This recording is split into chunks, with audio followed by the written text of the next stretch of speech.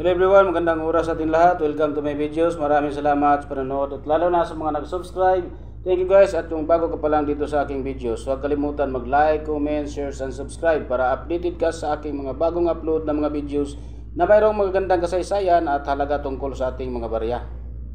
Guys, ito yung 5 piso na BSP series, mayroong taon na 2017. Ito yung last na ginawa guys ng BSP series na 5 piso na si Emilio Aguinaldo. So bago tayo magpunta doon guys sa ating gustong talakayin doon sa pangungulikta sa coins na ito guys, tapusin muna natin ang kanyang features guys, dahil napaka-importante na malaman din natin ang tungkol dito sa baryang ito guys. Ito yung features niya guys. Ang issuer is Philippines, period, Republic, 1946 ang kanyang date. Type, standard circulation coin, year 1995 hanggang 2017. Ang value 5 piso. Currency piso, 1967 ang kanyang date. Composition nickel brass. At ang timbang naman ay 7.7 grams. Ang thickness 1.87 mm, diameter 27 mm. Shape round, technique mild, orientation middle, alignment. Number ay number 1680. Reference number, game number 272, and show number 120. Series 1995. At ito yon ang ating overs guys, ang head of Emilio Aguinaldo, facing right, value and date within the scallop border. Meron siyang script na Latin, ang lettering naman ay Republika ng Pilipinas, 5 piso, Emilio Aguinaldo, 2017. Translation, Republic of the Philippines. At ito naman ang ating reverse guys, ang central bank seal within the circle and gear design within the scallop border. Mayroon siyang script din na Latin at ang kanyang lettering Bangko Sentral ng Pilipinas 1993. Translation, Central Bank of the Philippines. May edge yan na smooth. Mint naman ay Royal Canadian Mint of Winnipeg, Canada 1976 ang kanyang date. At BSP Security Plan Complex, Quezon City, Philippines 1975 naman ang kanyang date. Comments naman ito, ang mint mark coins within the mint mark were struck in the Philippines without mint mark. So were struck in the Canada by Royal Canadian Mint in 1995, ang 1997 at ang kanyang 1998. So yun yung ang may mga mint mark yun guys. So dito tayo guys sa ating pangungulikta, dapat nating itago dahil napakunti lang ang mga kolektang ginawa.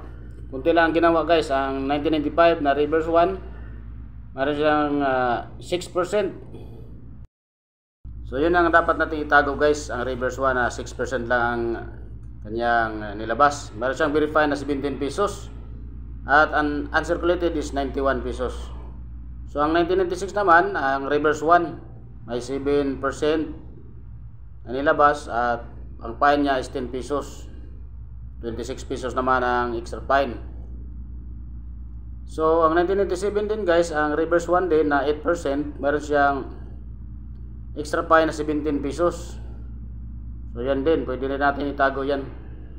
At ang 1998, ang reverse 1 din, PI reverse 1, ang 1.9% lang ang pwede mong itago dahil meron siyang verified na 240 pesos. So napakataas.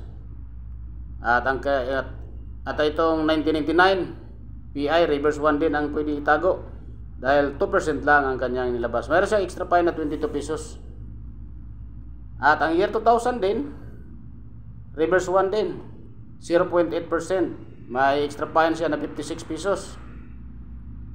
At ang kining 2001, mayroon lang siyang 19% din, reverse 1 din. 2001 mayroon siyang verify na 19 pesos, extra fine 27, about uncirculated 38 pesos. Uncirculated niya is 170 pesos. So pwede mo rin itago rin yan, yung 2001. Year 2002, ang reverse 1 din, 11%. Mayroon siyang presyo na verify 12 pesos, extra fine 35 pesos. So halos lahat yung ating itatago na koleksyon. So pwede rin tong 2003 na reverse 1 din. Meron siyang 1.9%. At ito pa ang 2002, reverse 1 din, ang 11% itong 2002. Meron siyang extra fine na 35 pesos. Ang 2003, ang reverse 1 din, 1.9%. About uncirculated is 15 pesos. At itong 2004, reverse 1 din, 8% lang. Meron siya extra fine na 24 pesos.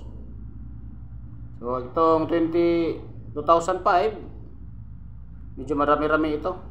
Pwede na rin itago to dahil meron siyang uncirculated na 41 pesos. So marami, reverse 1 din ang pwede mo itago.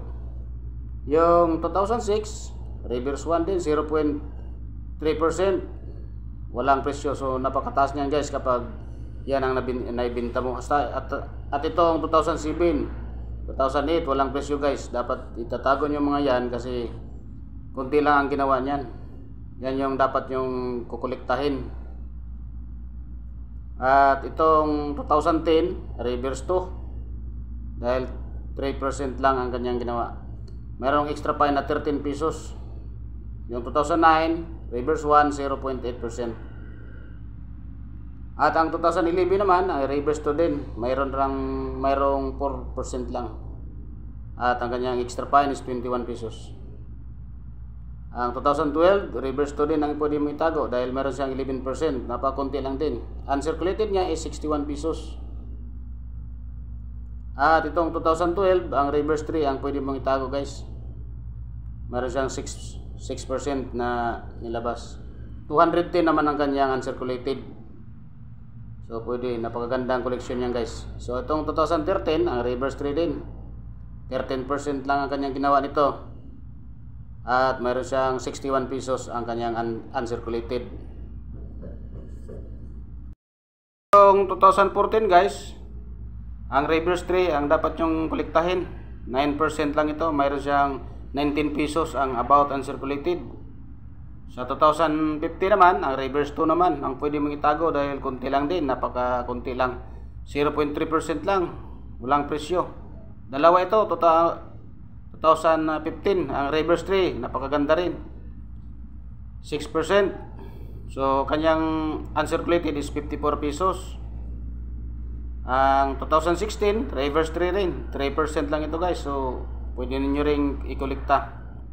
At lalo na itong 2017, ang reverse 3, 1.7%. So yun guys ang napakagandang kolektahin natin guys ng mga 5 piso na BSP series dahil pinalitan ito ng new generation currency.